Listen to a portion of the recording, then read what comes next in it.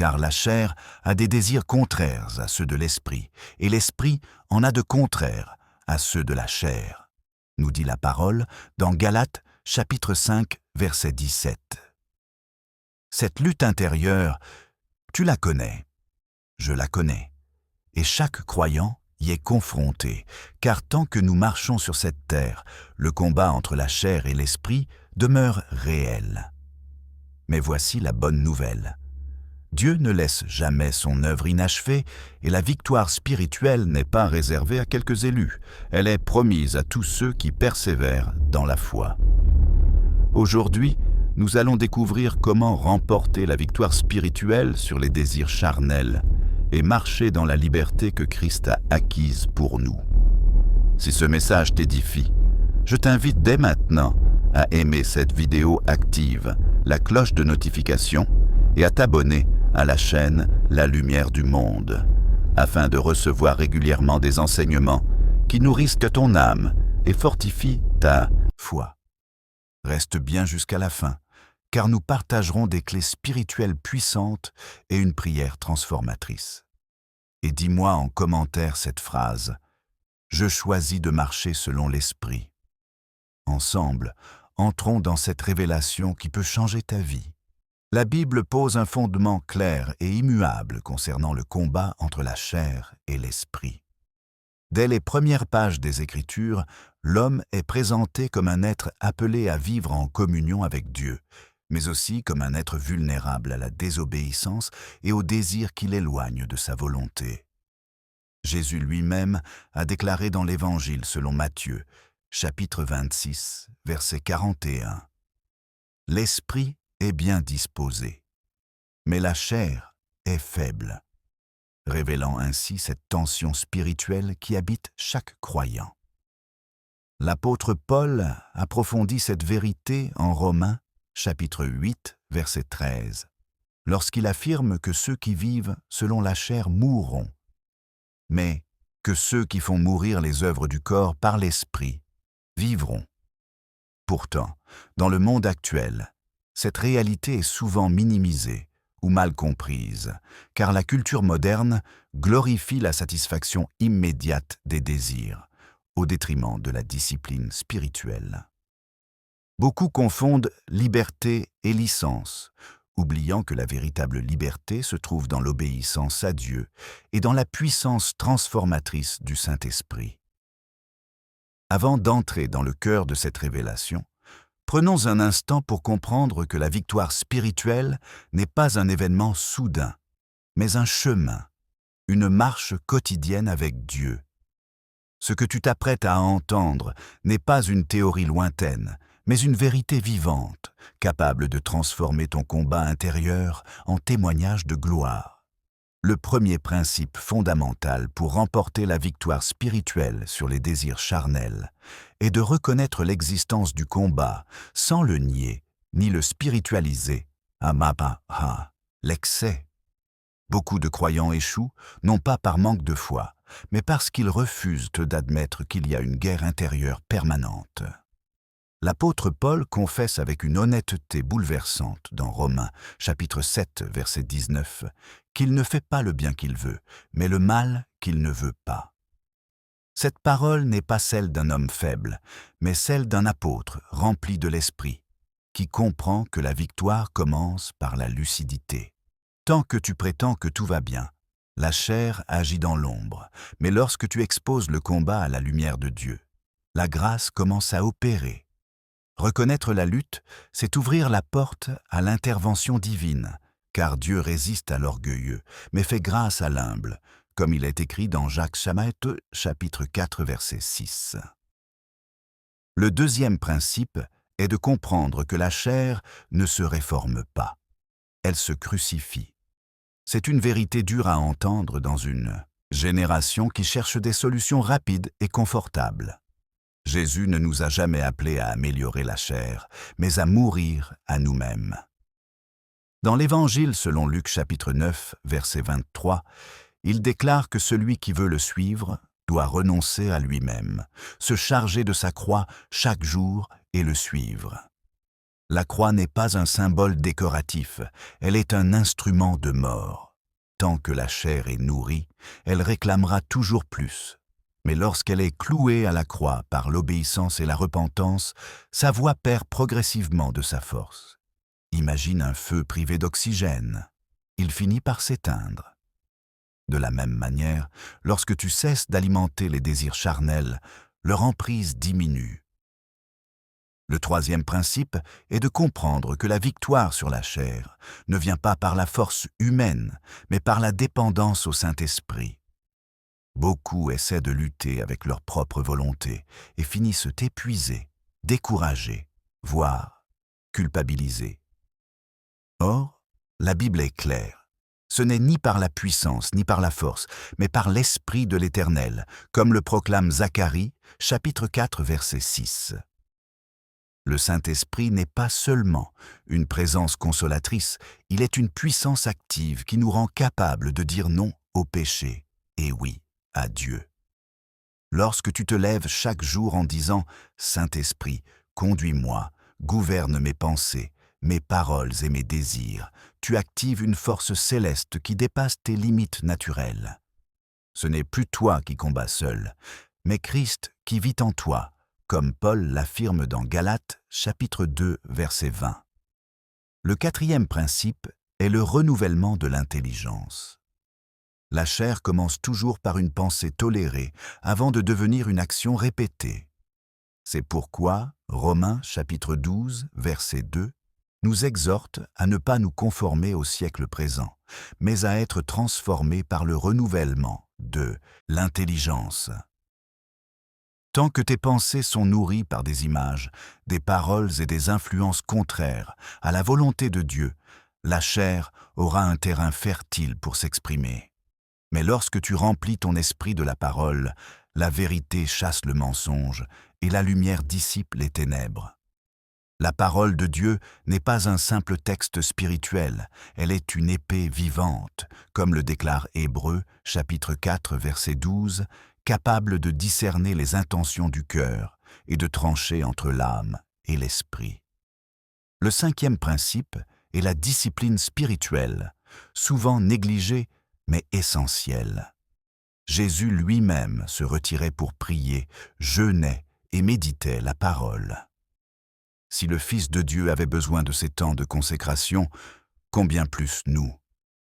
Dans Matthieu, chapitre 4, verset 4, Jésus répond au tentateur que l'homme ne vivra pas de pain seulement, mais de toute parole qui sort de la bouche de Dieu. Le jeûne, la prière et la méditation bibliques ne sont pas des œuvres religieuses, mais des moyens par lesquels l'Esprit reprend sa place de gouverneur dans notre vie. Si ce message t'aide jusqu'ici, pense à aimer cette vidéo et à t'abonner à la chaîne La Lumière du Monde, afin que d'autres puissent aussi être édifiés et libérés par la vérité. Le sixième principe est de comprendre le pouvoir des habitudes spirituelles. La chair se renforce par la répétition, mais l'esprit aussi. Ce que tu pratiques quotidiennement finit par te façonner. Proverbe, chapitre 4, verset 23, nous exhorte à garder notre cœur plus que toute autre chose, car de lui jaillissent les sources de la vie. Chaque choix, même petit, est une semence. Une pensée rejetée, une tentation refusée, une prière murmurée dans le secret produit un fruit spirituel au temps convenable. Ne sous-estime jamais l'impact de l'obéissance dans les détails. Le septième principe est la communion fraternelle. Beaucoup de croyants luttent seuls, alors que Dieu a prévu le soutien du corps de Christ. L'Ecclésiaste, chapitre 4, verset 12, nous rappelle que le triple cordon ne se rompt pas facilement. Lorsque tu partages tes combats avec des frères et sœurs mûrs dans la foi, la honte perd son pouvoir et la guérison commence. La chair prospère dans l'isolement, mais l'esprit agit puissamment dans la communion. Enfin, le huitième principe est de garder les yeux fixés sur la promesse et non sur la chute. La victoire spirituelle n'est pas l'absence totale de combat, mais la persévérance malgré les faiblesses. Proverbe, chapitre 24, verset 16, déclare que le juste tombe 7 fois et se relève. Dieu ne cherche pas des personnes parfaites, mais des cœurs persévérants. Chaque fois que tu te relèves, la grâce te fortifie et l'esprit t'élève un peu plus au-dessus de la chair. Et souviens-toi de cette vérité centrale. Dieu ne laisse jamais son œuvre inachevée. Et celui qui a commencé en toi cette bonne œuvre la rendra parfaite, comme il est écrit dans Philippiens, chapitre 1, verset 6. En entrant maintenant dans cette deuxième partie, ouvre ton cœur avec encore plus d'attention, car nous allons plonger dans des vérités spirituelles souvent voilées, non parce qu'elles sont compliquées, mais parce qu'elles exigent une disposition intérieure, sincère et humble. La parole de Dieu révèle que la victoire sur les désirs charnels n'est pas seulement une résistance au péché, mais une transformation profonde de l'être intérieur, une œuvre progressive de gloire en gloire. L'une des vérités les plus méconnues est que la chair n'est pas seulement liée aux actes visibles du péché, mais à une manière de penser indépendante de Dieu. Jésus l'a clairement montré lorsqu'il a confronté les pharisiens, qui semblaient irréprochables extérieurement, mais étaient esclaves intérieurement. Dans l'Évangile selon Jean chapitre 6, verset 63, il déclare que c'est l'esprit qui vivifie. La chair ne sert de rien. Cela signifie que même des œuvres apparemment bonnes peuvent être charnelles si elles ne procèdent pas d'une dépendance réelle à l'esprit. Beaucoup s'épuisent à faire pour Dieu sans vivre avec Dieu, et cette dissociation ouvre la porte à la frustration spirituelle. La victoire commence lorsque tu acceptes que sans Christ, tu ne peux rien faire, comme il est écrit dans Jean chapitre 15, verset 5. Une autre vérité profonde est que la chair se nourrit de l'identité blessée, tandis que l'esprit s'épanouit dans l'identité restaurée. Satan a toujours cherché à attaquer l'identité avant d'attaquer le comportement. Dans le désert, il dit à Jésus « Si tu es le Fils de Dieu », cherchant à semer le doute sur ce que le Père avait déjà déclaré. De la même manière, beaucoup cèdent au désir charnel, non par amour du péché, mais par manque de révélation sur leur identité en Christ. Pourtant, la parole affirme dans 2 Corinthiens chapitre 5, verset 17, que si quelqu'un est en Christ, il est une nouvelle création, les choses anciennes sont passées, toutes choses sont devenues nouvelles. Lorsque tu vis à partir de cette identité, la chair perd son attrait, car tu ne cherches plus à combler un vide, tu marches dans une plénitude. Il est également essentiel de comprendre que la chair est impatiente, mais que l'esprit travaille dans le temps de Dieu. Les désirs charnels promettent une satisfaction immédiate, mais laissent un goût amer, tandis que l'obéissance à l'esprit demande parfois de l'attente, mais produit une paix durable. Ésaïe chapitre 40, verset 31 nous rappelle que ceux qui se confient en l'Éternel renouvellent leur force. La patience n'est pas une faiblesse spirituelle, elle est une puissance cachée qui permet à Dieu d'agir pleinement. Beaucoup abandonnent trop tôt, pensant que rien ne change, alors que Dieu est à l'œuvre dans l'invisible, façonnant le caractère et fortifiant l'homme intérieur. Une autre clé souvent ignorée est le lien entre la chair et les blessures non guéries. La chair cherche souvent à anesthésier la douleur par des comportements compensatoires. Jésus, le grand médecin des âmes, ne s'est pas contenté de pardonner les péchés. Il a aussi guéri les cœurs brisés. Dans Luc chapitre 4, verset 18, il proclame qu'il est venu guérir ceux qui ont le cœur brisé. Tant que certaines blessures restent enfouies, la chair tentera d'y répondre par des substituts destructeurs. Mais lorsque tu permets à l'esprit de sonder ton cœur, comme le demande le psalmiste dans Psaume chapitre 139, versets 23 et 24, la guérison commence, et avec elle, une liberté nouvelle. Il faut aussi démystifier l'idée selon laquelle la tentation disparaît totalement lorsque l'on est spirituellement mature. Même Jésus a été tenté, pourtant sans péché. La maturité spirituelle ne se mesure pas à l'absence de tentation, mais à la rapidité avec laquelle on se tourne vers Dieu lorsqu'elle se présente. Hébreux, chapitre 4, verset 15. Nous rappelle que nous avons un souverain sacrificateur qui peut compatir à nos faiblesses, ayant été tenté comme nous en toutes choses, sans commettre de péché. Cette vérité libère de la culpabilité toxique et replace le croyant dans une posture de dépendance confiante. Un autre aspect profond est la dimension spirituelle invisible du combat. La Bible affirme clairement dans Éphésiens chapitre 6, verset 12, que nous n'avons pas à lutter contre la chair et le sang, mais contre des puissances spirituelles.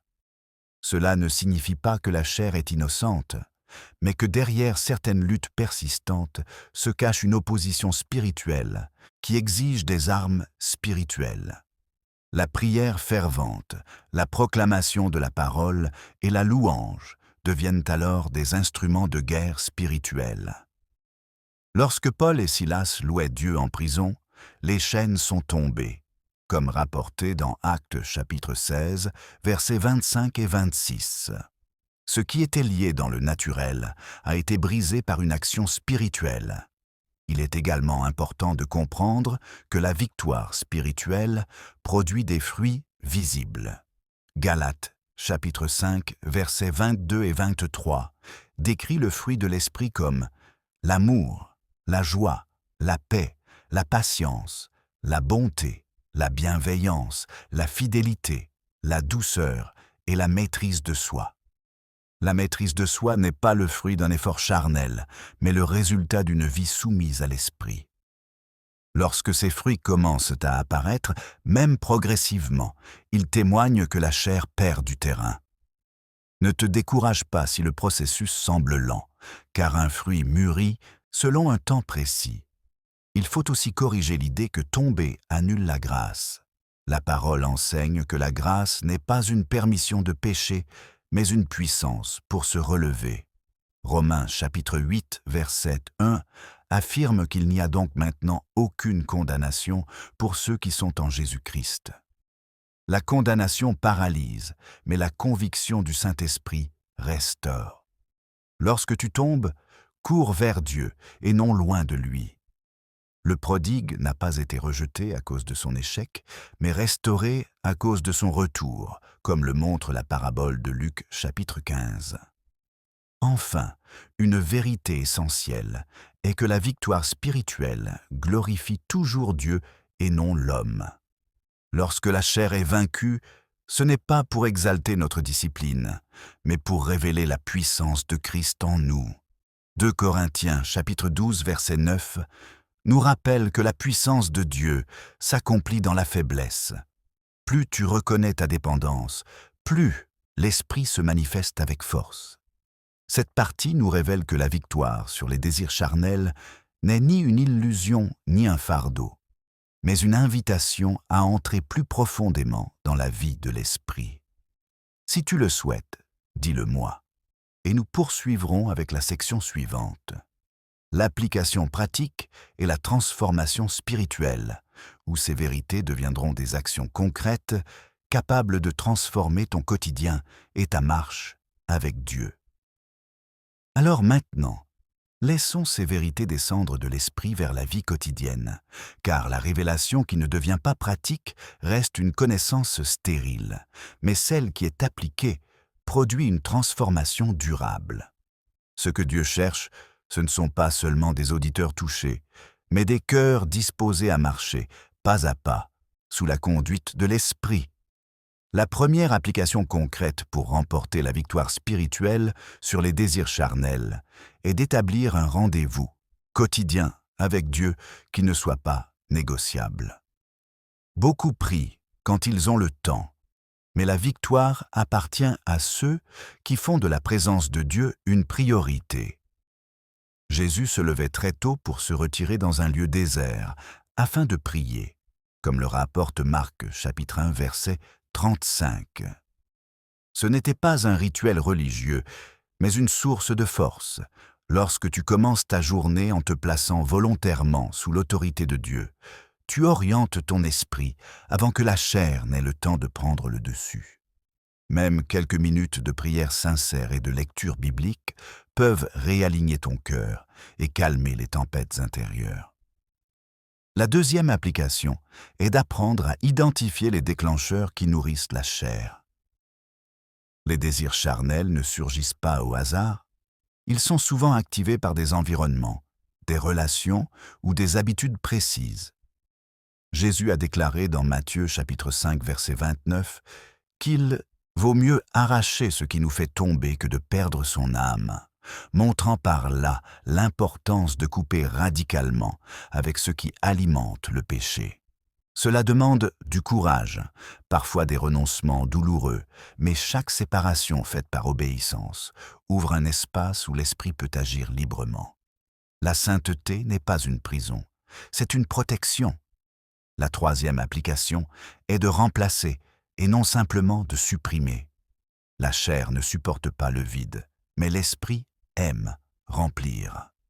Lorsque tu abandonnes une habitude charnelle sans la remplacer par une discipline spirituelle, le combat revient avec plus de force. Jésus l'explique dans Matthieu chapitre 12, versets 43 à 45, lorsqu'il parle de l'esprit impur qui revient dans une maison vide. Remplacer signifie substituer un ancien réflexe par un nouveau. Remplacer la plainte par la louange, l'impulsivité par la prière, la solitude destructrice par la communion fraternelle. Chaque remplacement affaiblit la chair et fortifie l'esprit. La quatrième application est d'apprendre à parler contre la chair avec la parole de Dieu. Jésus a vaincu la tentation dans le désert, non par des raisonnements humains, mais en déclarant « Il est écrit ». La parole proclamée à haute voix possède une autorité spirituelle puissante. Apocalypse, chapitre 12, verset 11, déclare que les croyants l'ont vaincu à cause du sang de l'agneau et à cause de la parole de leur témoignage. Lorsque les pensées charnelles surgissent, répondre avec un verset biblique n'est pas un automatisme religieux, c'est un acte de foi qui rappelle à ton âme qui est le maître. La cinquième application est la persévérance dans le processus. Beaucoup abandonnent parce qu'ils s'attendent à une victoire instantanée, mais Dieu travaille souvent par étapes. Galates chapitre 6, verset 9 nous exhorte à ne pas nous lasser de faire le bien, car nous moissonnerons au temps convenable si nous ne relâchons pas. Chaque jour d'obéissance construit une forteresse spirituelle invisible. Même lorsque tu ne ressens rien, le ciel agit. La foi ne se mesure pas aux émotions, mais à la fidélité. Permets-moi maintenant de te partager une parabole inspirée des cieux. Il y avait un voyageur qui marchait entre deux montagnes. L'une était aride et bruyante, remplie de voix pressantes qui promettaient une satisfaction rapide. L'autre était silencieuse, baignée de lumière, mais son chemin semblait plus long et plus étroit. Chaque jour, le voyageur entendait l'appel des deux montagnes. Lorsqu'il se tournait vers la montagne bruyante, il avançait vite, mais s'épuisait, et ses forces diminuaient. Lorsqu'il choisissait la montagne silencieuse, ses pas étaient lents, mais une paix profonde l'accompagnait. Un jour, fatigué, il demanda à Dieu pourquoi le chemin de la lumière semblait si exigeant. Dieu lui répondit « Ce que la chair te donne rapidement, elle te le reprend avec intérêt, mais ce que l'esprit construit lentement, personne ne peut te l'arracher. » Le voyageur comprit alors que la victoire n'était pas dans la vitesse, mais dans la direction. Cette parabole nous rappelle que suivre la voie de Jésus demande parfois de ralentir, mais conduit toujours à la vie. La sixième application est d'apprendre à revenir rapidement vers Dieu après une chute. La chair utilise la culpabilité pour t'éloigner de la présence de Dieu, mais l'esprit utilise la conviction pour t'y ramener. Proverbe chapitre 28 verset 13 affirme que celui qui confesse et abandonne ses fautes obtient miséricorde. Ne laisse jamais un échec définir ton identité. Le juste n'est pas celui qui ne tombe jamais, mais celui qui se relève en s'appuyant sur la grâce. Enfin, la transformation spirituelle se manifeste lorsque tu commences à aimer ce que Dieu aime et à haïr ce qui t'éloignait autrefois de lui. Ce changement de désir est l'une des preuves les plus profondes de l'œuvre du Saint-Esprit. Psaume, chapitre 37, verset 4, nous dit que lorsque nous faisons de l'Éternel nos délices, il nous donne ce que notre cœur désire, non en satisfaisant la chair, mais en transformant le cœur lui-même. Alors, prenons maintenant un instant pour rassembler tout ce que l'Esprit a déposé dans ton cœur, à travers ce message, car la parole de Dieu, lorsqu'elle est reçue avec foi, devient une semence de transformation éternelle. Nous avons vu que la victoire spirituelle sur les désirs charnels n'est ni un mythe inaccessible, ni un fardeau écrasant, mais une promesse vivante pour tous ceux qui choisissent de marcher selon l'Esprit. La Bible nous a rappelé que la chair convoite contre l'Esprit, mais que l'Esprit est plus puissant que toute faiblesse humaine.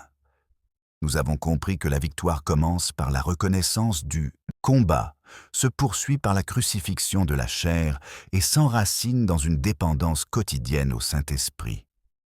Nous avons découvert que l'identité en Christ, le renouvellement de l'intelligence, la discipline spirituelle, la communion fraternelle et la persévérance sont des clés essentielles pour avancer sans se décourager.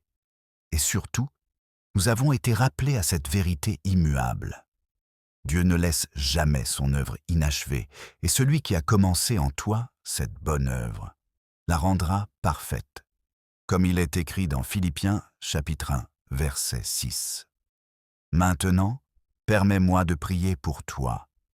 Père céleste, au nom de Jésus-Christ, je te remercie pour chaque cœur qui écoute ce message. Je te prie de répandre ton esprit avec puissance, afin de fortifier ceux qui luttent contre les désirs charnels, et de leur révéler la victoire déjà acquise à la croix. Que toute chaîne invisible soit brisée, que toute culpabilité soit ôtée, et que la paix de Christ règne dans les pensées et les cœurs. Donne la force de persévérer, la sagesse de discerner, et la grâce de se relever à chaque pas. Que chacun marche désormais non selon la chair, mais selon l'Esprit, pour la gloire de ton nom. Amen. Si ce message t'a édifié, je t'encourage à le partager autour de toi, afin que d'autres puissent recevoir cette lumière et cette espérance. Laisse un commentaire pour témoigner de ce que Dieu a mis dans ton cœur, et prends le temps d'approfondir ces vérités dans la parole de Dieu.